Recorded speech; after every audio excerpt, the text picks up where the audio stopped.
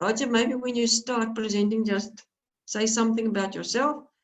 Welcome to AFREhealth and Stripe. It's the first time you are one of our speakers, and we will hear more of you. All right, thank you very much. All right, thank you very much. Let me share my screen and then.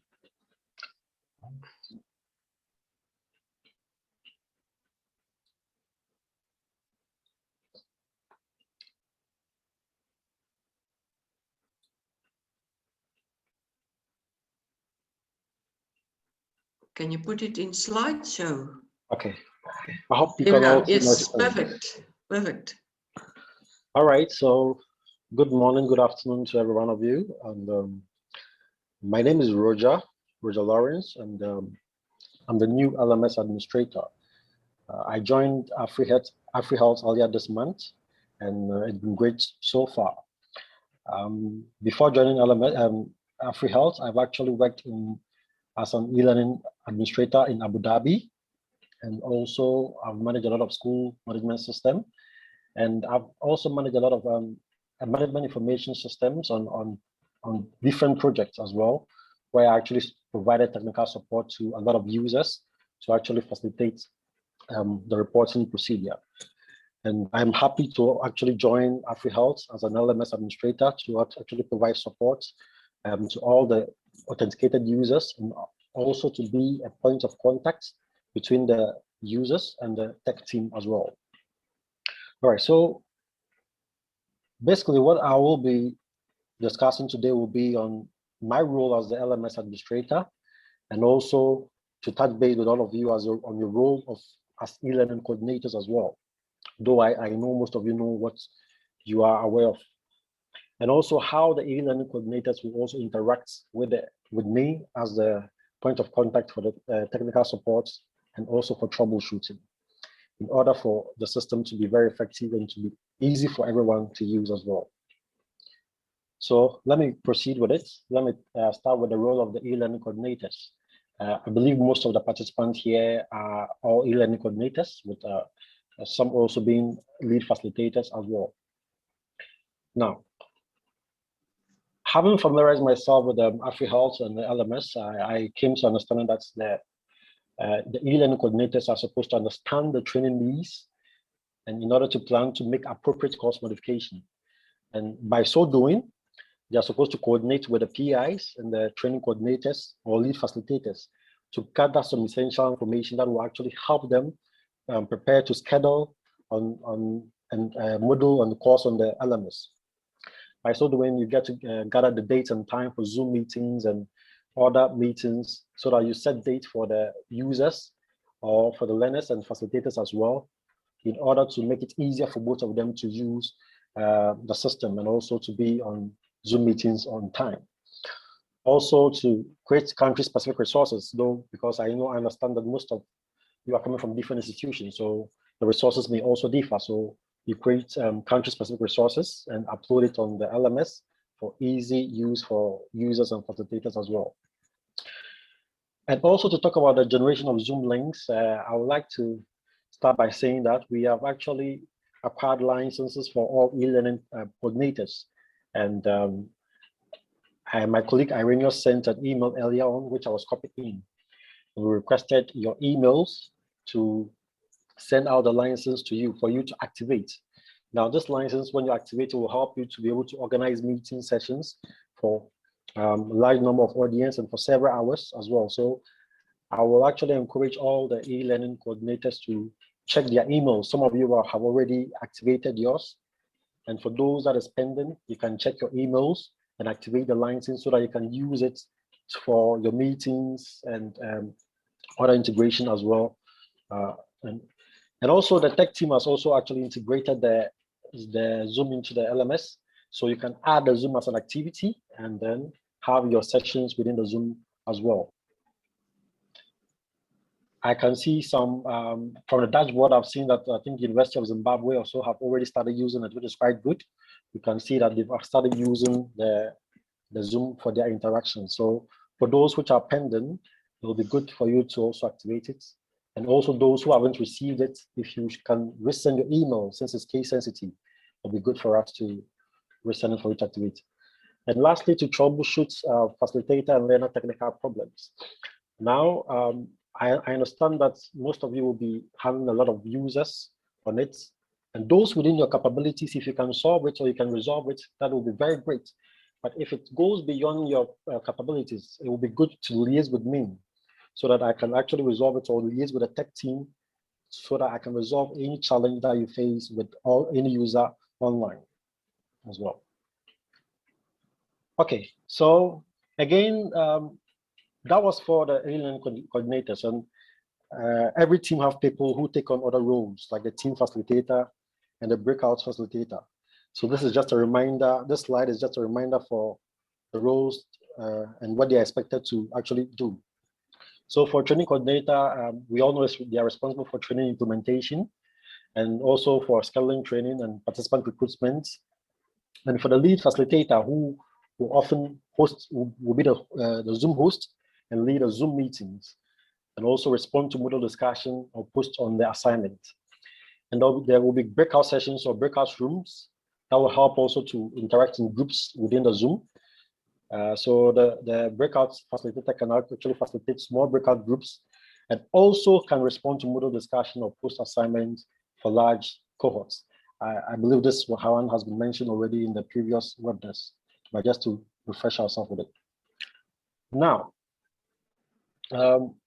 even though I've introduced myself as an LMS administrator, I think it is fair for me to actually explain my role and what I'll be doing in connection with the eLearning coordinators. So as part of my role, one of the key things I'll do is to have a strong communications with the eLearning coordinators. And having strong communication, I will touch on the communication channels later on in my slides.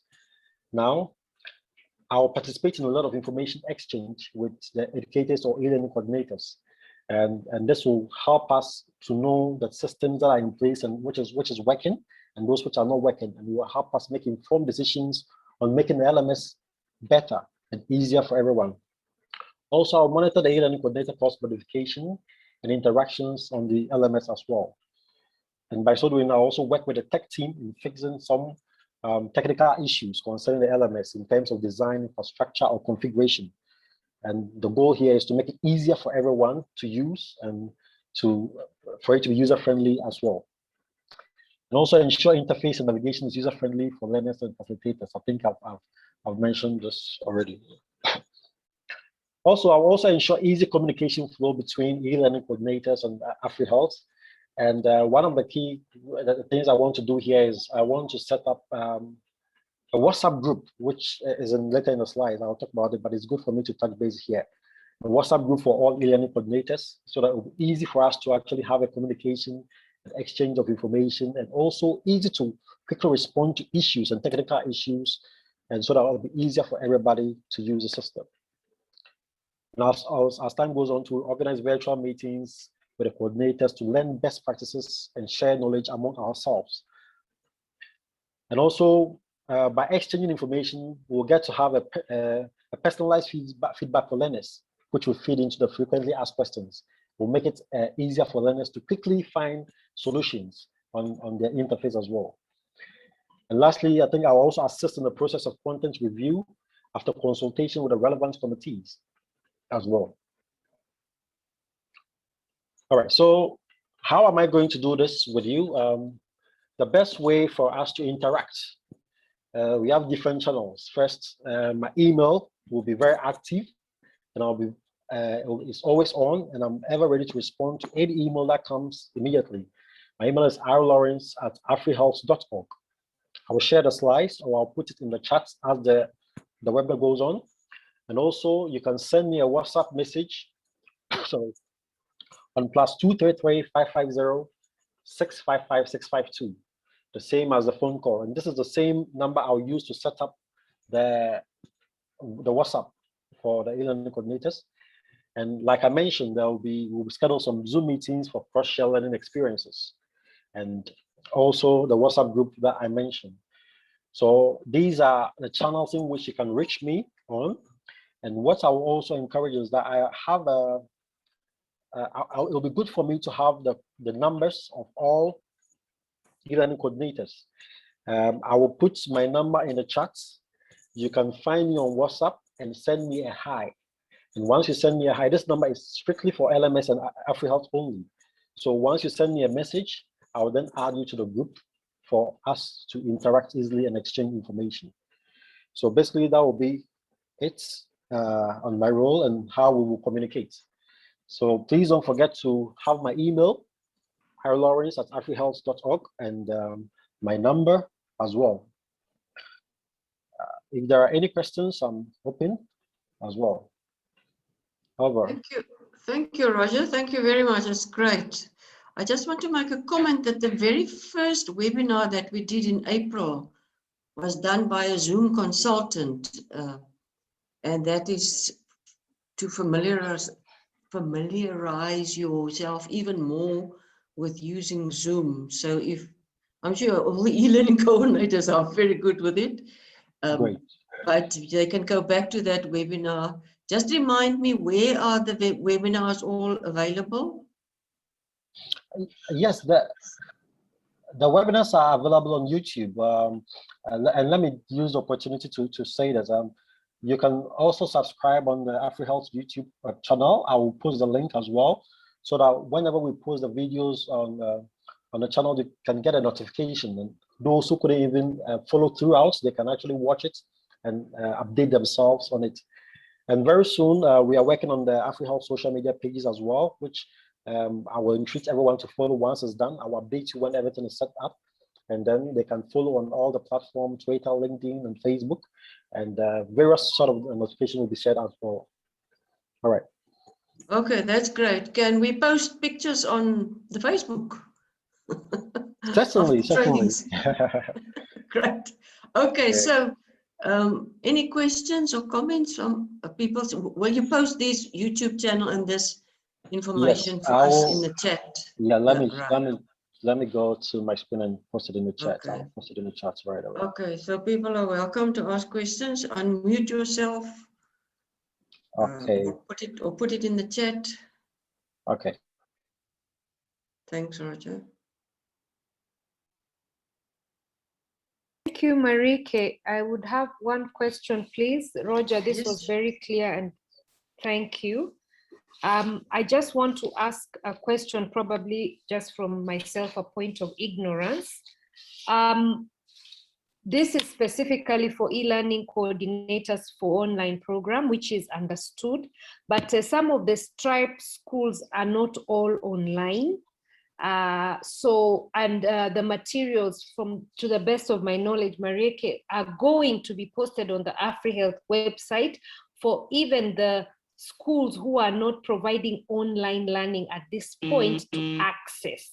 So my question is there support for these particular folk? Mainly, these are the Stripe schools of nursing who've just joined this month and who are very new to this platform.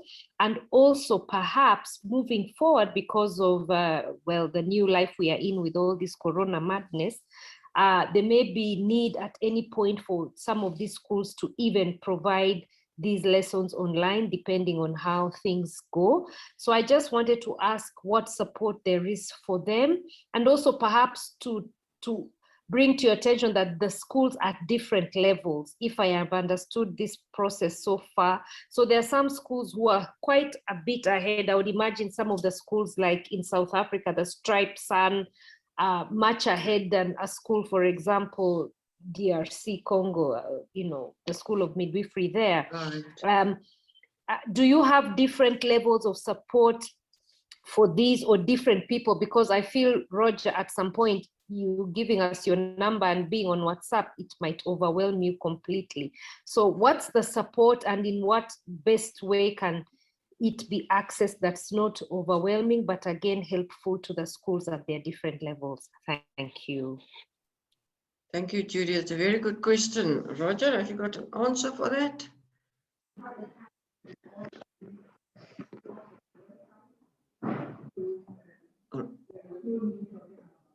Roger or Ireneous? Hi, Marietjie. This is Ireneous. Yes. Oh, okay. Sorry, I muted myself. Okay, Ireneous, you can step in and then maybe I come in. Yes, with the nursing schools, I think the last discussion we had was for them to be able to get access to the site, the LMS site, where they can do the registrations and then be able to download the materials for their training. And I think those who perhaps may want to do their training online or at the LMS, we probably would have to give them that support to be able to do that. But I think as Judy rightly mentioned, they are largely going to be doing their support, their training in person. So, but then they will still have access.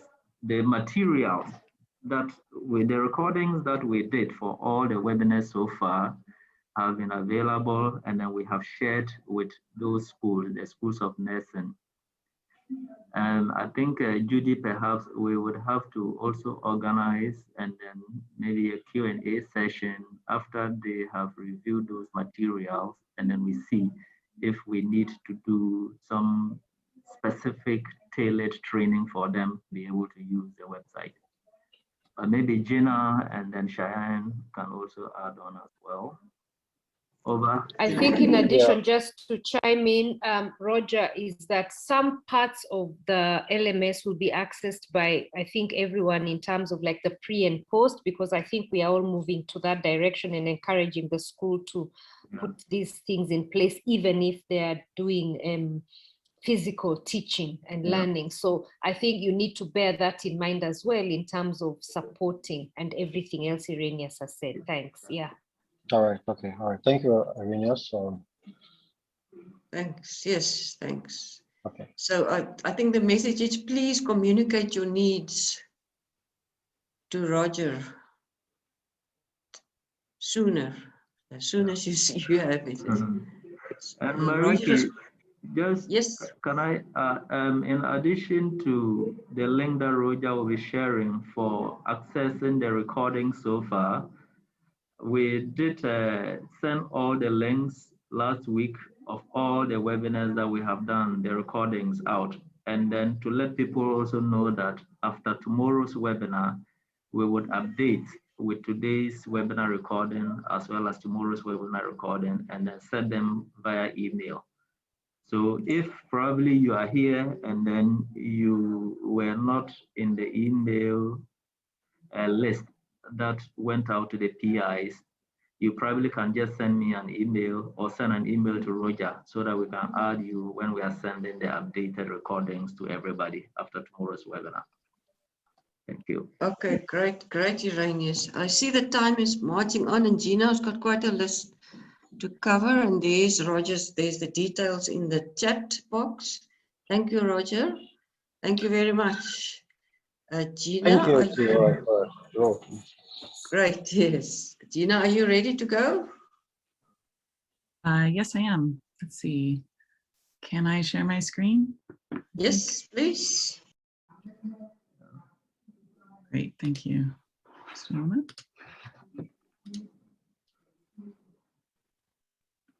Oops.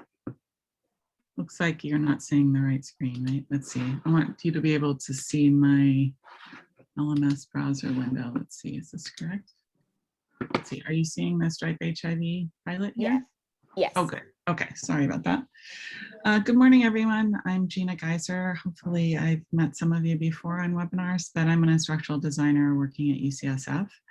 And I've been working with the Stripe project to develop the pilot and also the online course. So I think I'm just going to get right into it so I can show you hopefully some practical things on how to edit the courses. So I am actually, yes, my role right now is as an e-learning coordinator. So this should be the view that you would see when you log into the courses. And I'm just using this beta pilot today to show you some things of how to edit, but you would be seeing the specific course for your university. So really quick, this navigation bar on the left where you see can be hidden or or visible by clicking these 3 bars on the left side. So I like to just point that out and remind people that's there in case you get in here and it looks a little different. There's a lot of useful links here on the navigation bar, so I like to leave it open as I'm working. The other thing that you'll be using is this next box here. You can see it, the little white box with a square and a pencil, I guess. And this is how you turn editing on.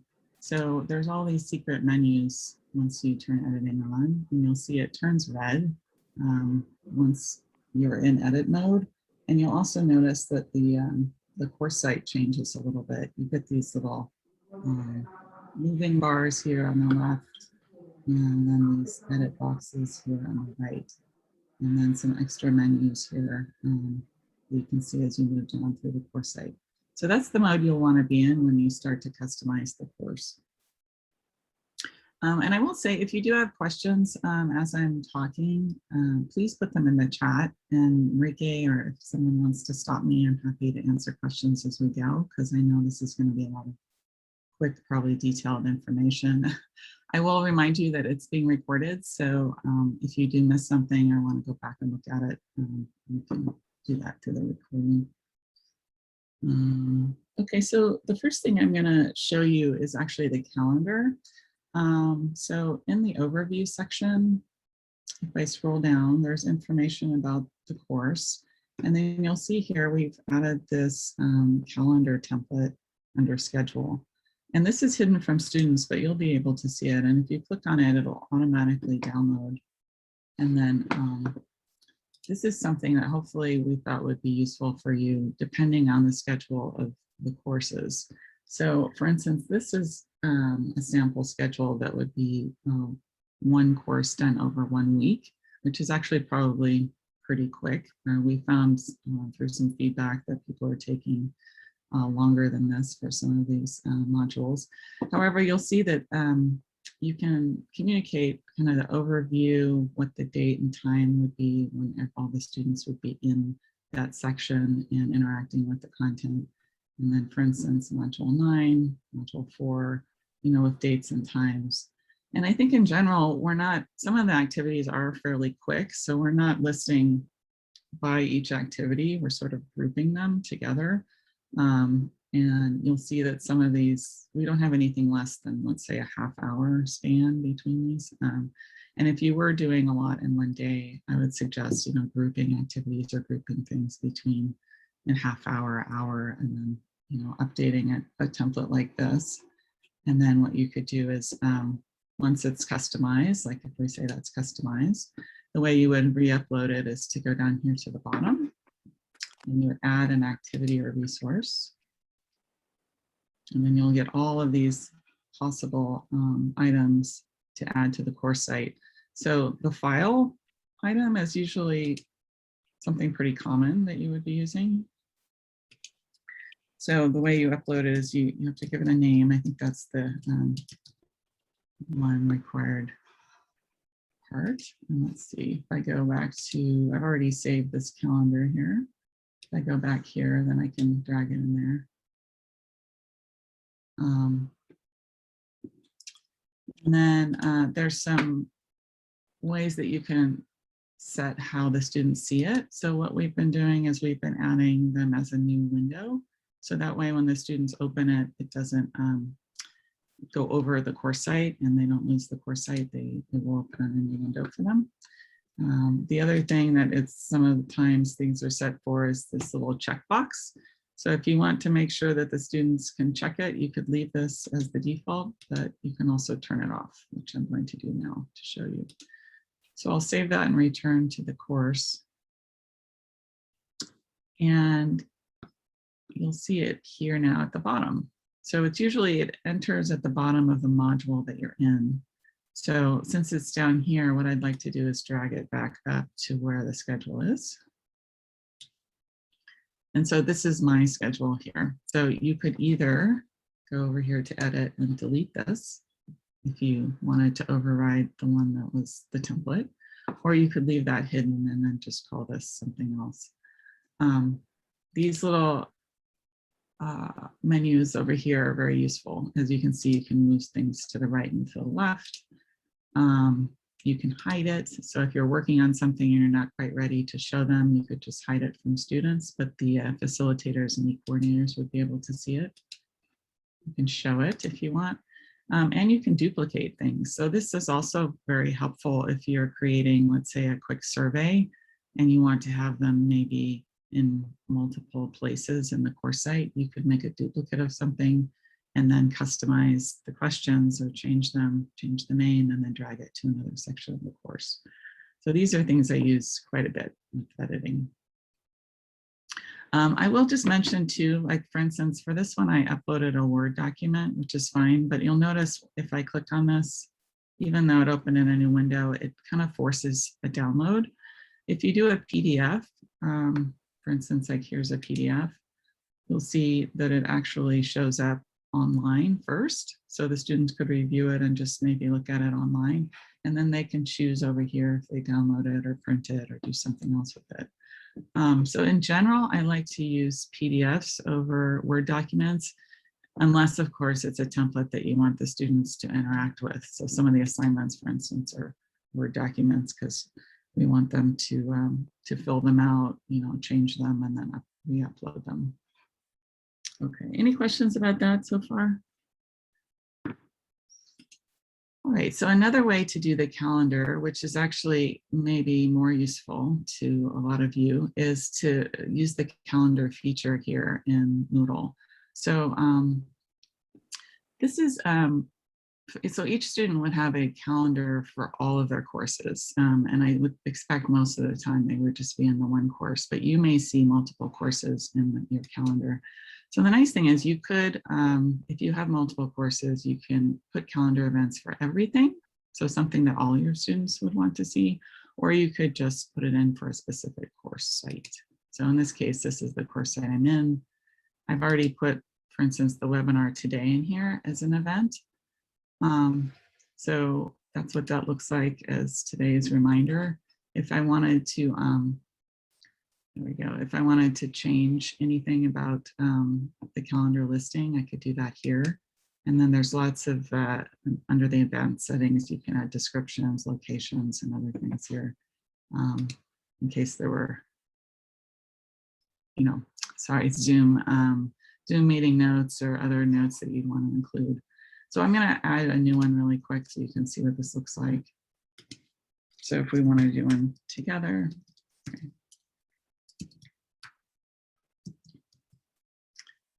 I'm just going to leave this as the default. This is the course that it's in. You can see I could put some Zoom notes or something in there if I wanted. Let's see. I could make that my Zoom window. For instance, if I wanted to, you know, copy something like this over.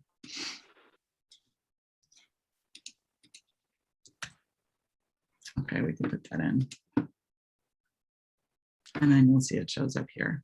Sorry, I did it on the same day, but you know, if you could do things over days or weeks if you needed to. So the nice thing about this is you can, students could actually export this calendar to, you know, their Google Calendar or Outlook or whatever calendar feature they're using by URL. And if you already have calendar events that you'd like to put in here, you can actually, can you add them? Let's see, sorry, just a moment. This is a little different. Yes, you can actually import calendars also in here if that's useful. Okay. So let's see, moving on, I wanted to show you a little bit about how to add country-specific resources. So at the bottom of the overview section, we have this heading here. There's not much there right now. But let's say you wanted to add you know, a folder, more than just one file. You wanted to add a folder of information. So I'm just going to call it something.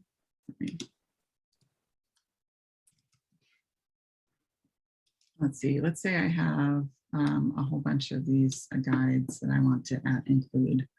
So you can add a description or leave this blank. But you can just simply drag the files into this window, content window here. And you'll notice that it takes a minute or so to upload. So I like to wait for it to do its thing. And usually when you see these icons, it's done. So I'm going to add this inline on the course page and showing the folder expanded and showing an option to download the button. But I'm actually going to uncheck this force download of files just because I want people to be able to look at them. So there's lots of other options here, but I'm just going to make it not required and then go over here and I'll show you what this looks like. So if I go down to the bottom, which is actually where I want this folder to be, there it is right there. And you can see it's right there on the course page. The students can see the names of everything and they can click on them or download the whole folder. So this can be useful if you've got a lot of information that you want them to have and that's not already provided on the course site. I'm going to show you one more thing because I think this was a request. Some people had wanted to add some surveys. I will say if you already have a survey created in the program and have a link, you can just add it as a web link, which would be a URL here. You would add a URL. You could just call it your survey name. Sorry, there's a bit of delay here. Survey name, and then any external URL. Let's see.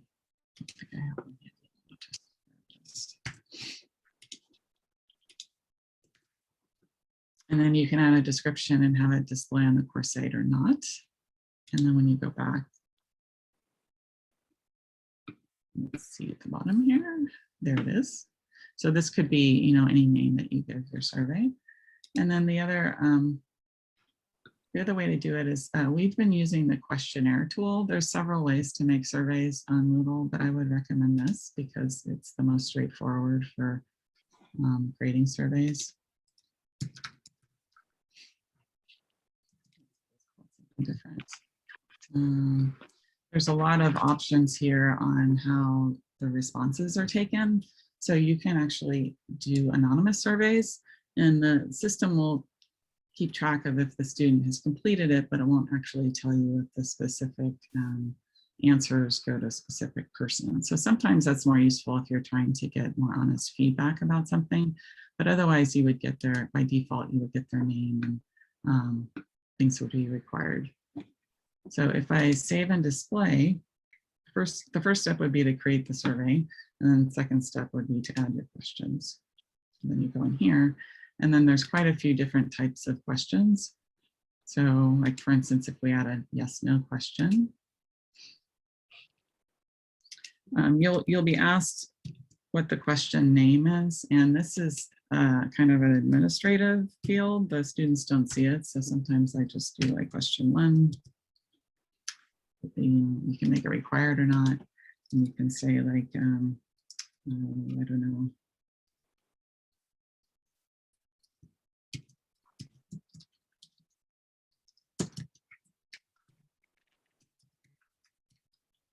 Okay, just give them a quick question. Did you have breakfast today? Save your changes.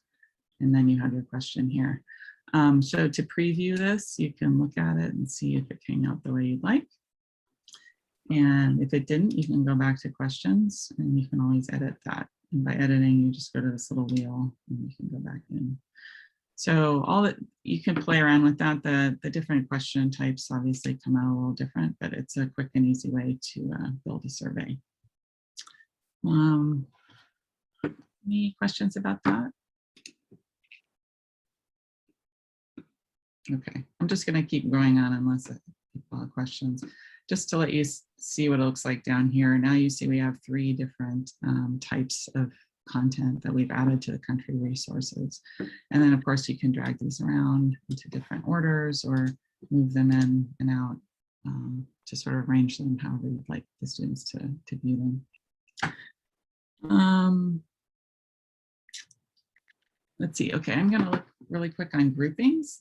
So I understand that a lot of you will have a lot of students coming in and maybe interacting with one course site, but have smaller groups that they're working within. So if you go to the participants tab, this is where everybody who has access to the course site will be, and their roles will be here. And if they're in a group, they'll be here. So first of all, I'll show you the groups will need to be set up ahead of time. So by going to this settings wheel, you'll see you have the option to click on groups. So I've added just 3 groups here, and these of course can be named anything. For now, I've made them kind of generic, group 1, 2, and 3.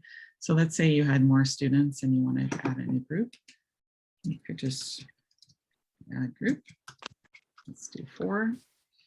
A new feature I noticed is that you can make it so that the students can message each other or as the group together, which I find could be kind of useful. If you're concerned about privacy though, the default is no, so you can leave it off. I don't add anything else to the groupings, but you can see you can customize them quite a bit there. So then to add people, this course site only has a few people in it, but let's say I want to add Gina here to this group. So I would just click on her name and add her. And of course you can select numerous people at once and do this. And then you go back to groups.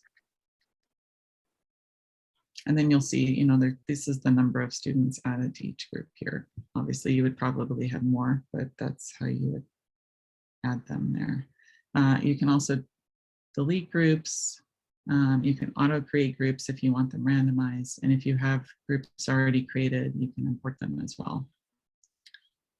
Okay, any questions about that?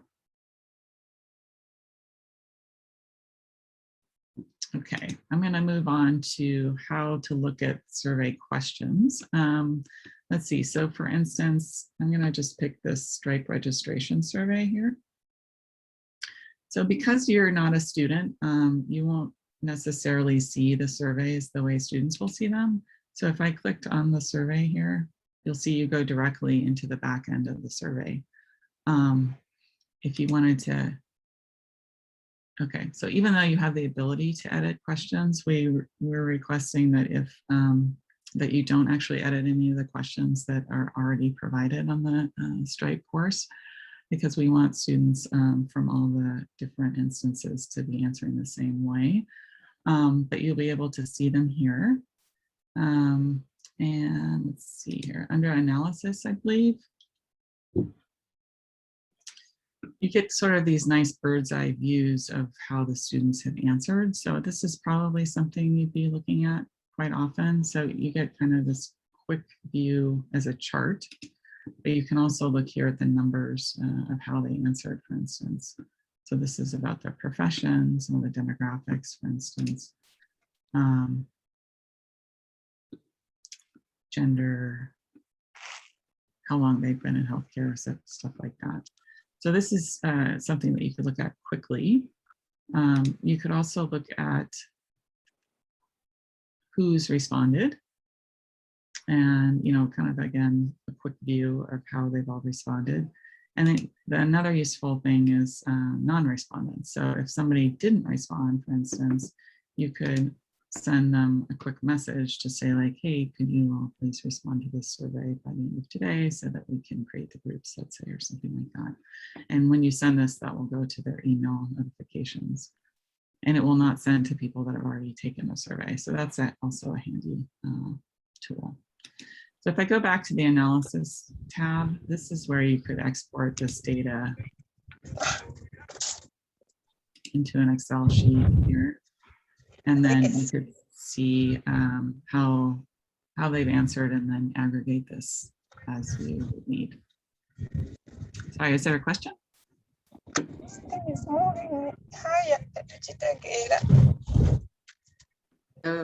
Gina, yes, there's one in the chat who is asking, what is the difference between create group and auto create group? Thank you for the question. Yeah, I believe the auto create will just randomize people into groups. I was going to say that I think what we're hoping for is that the groups are interprofessional. So it would actually be better, I would think, to download this type content to see what role people have, and then make sure that there's a mix of different roles within each group.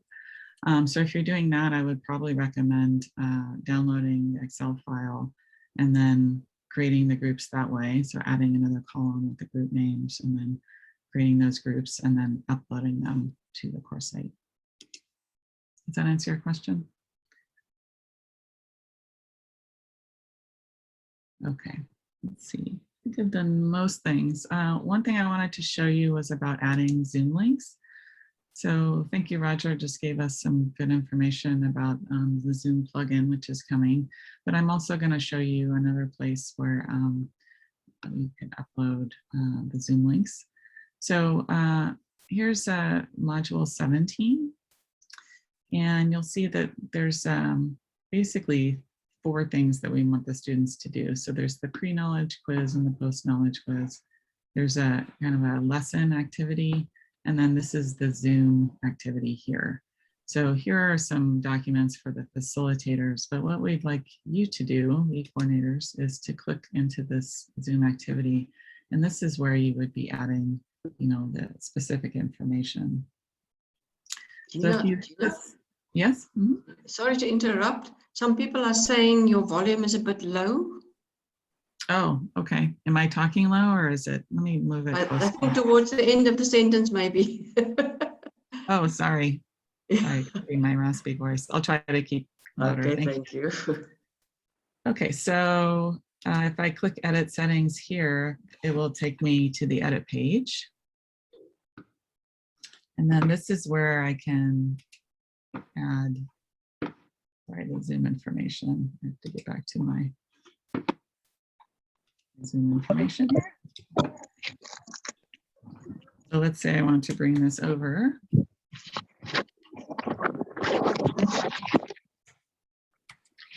So what I like to do is add it like that. And then I'm not sure if everybody's familiar with this, but the nice thing is you can add a link here. Let's say we wanted to make this a link by highlighting this and then clicking this link button. You can add the link there. And now you'll see this is the link to the meeting. So I just wanted to show you that as an option. You can sort of create this however you'd like so that it makes sense for them. Putting the long link in is also fine.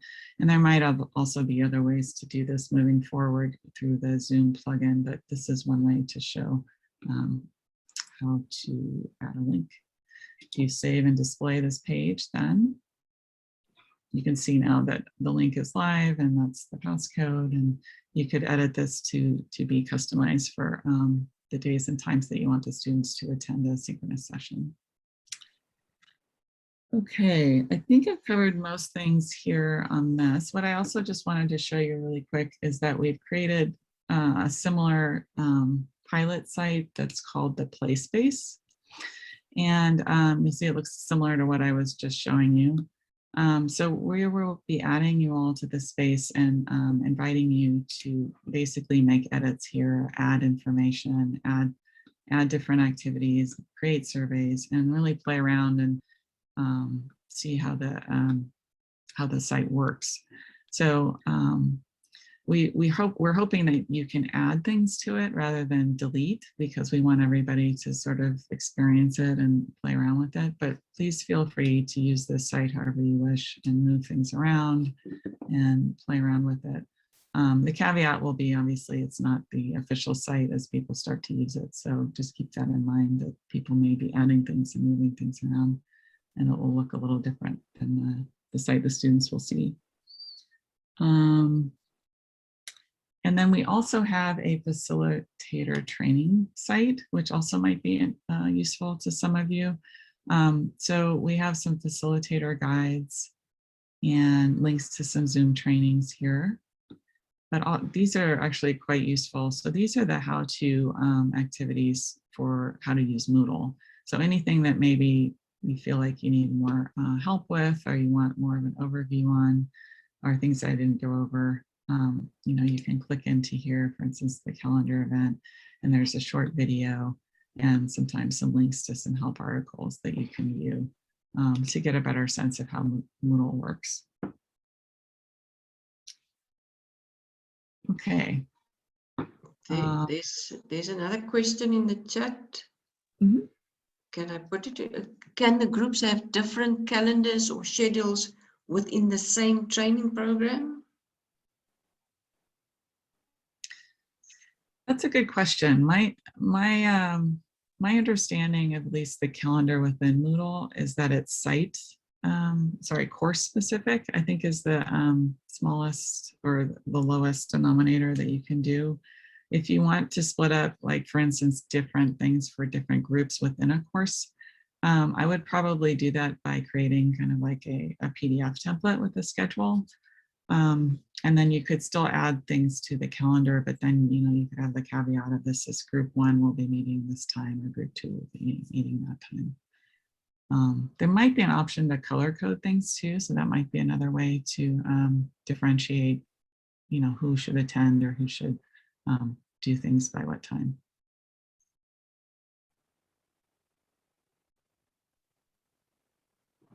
Any other questions?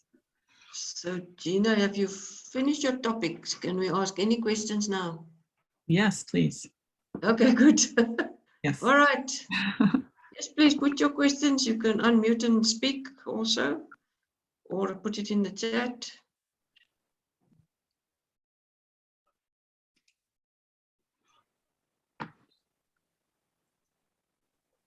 Would participants Marietjie, right? Yes. I have a couple slides that I want to end with, but also I see Evelyn's question about timing of pretest. Yes. And that is something we're going to go on over tomorrow's webinar on recommendations for scheduling. But the simple answer is yes, we do encourage opening the course early for people to take the pretest. Okay.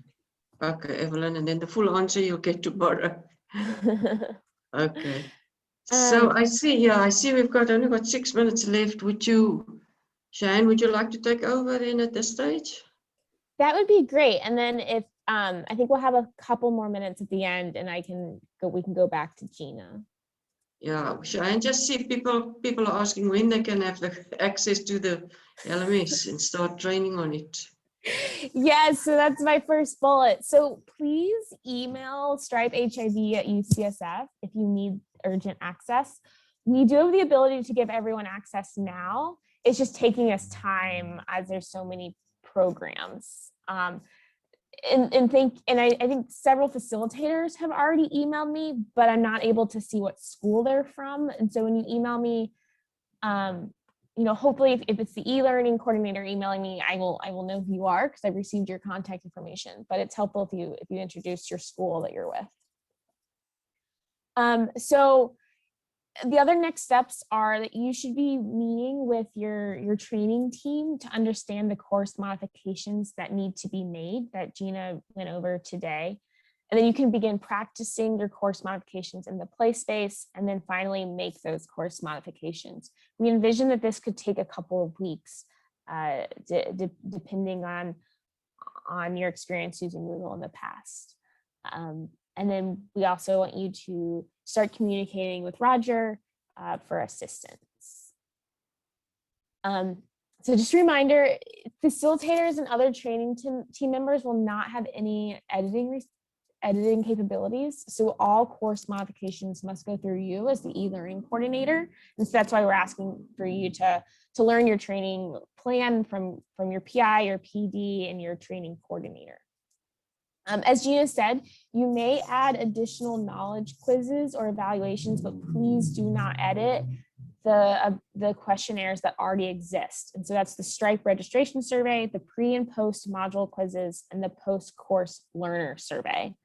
And then, as Gina showed you, please use the additional resources that are in the facilitator training course. We think that this will help you a lot as you know, you're learning to make your course modifications. And that's all I have. So with that, I will turn it back over to Marietjie and the group for questions. All right.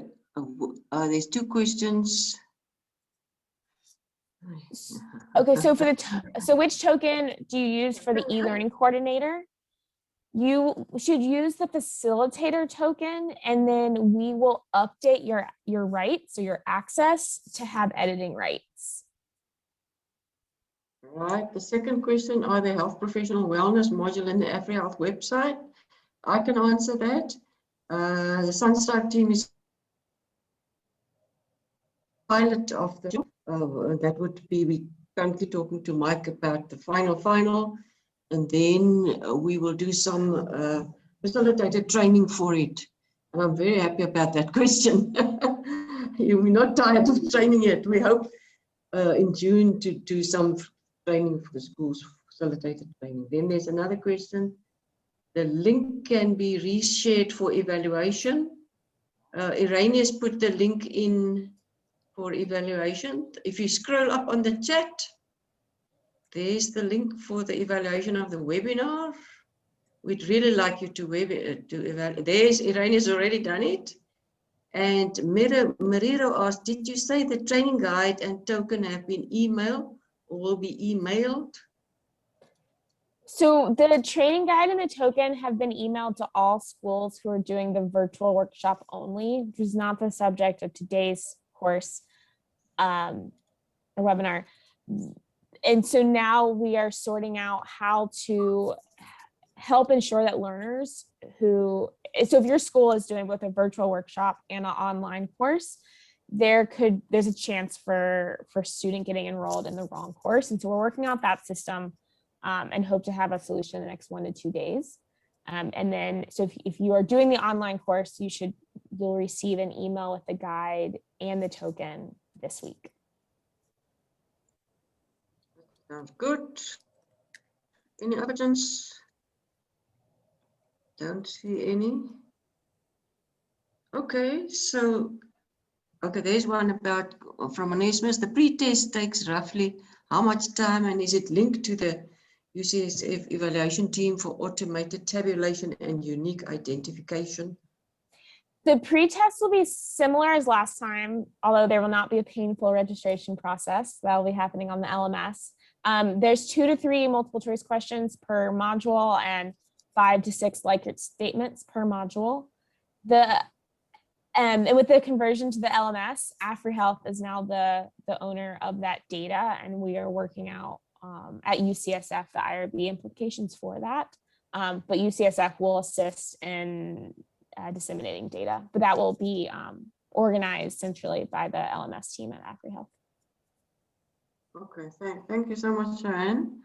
So with there not being any further questions, I just want to thank our speakers, Roger Lawrence, Gina, Gaiser, and Sharon Martin. Thank you very much.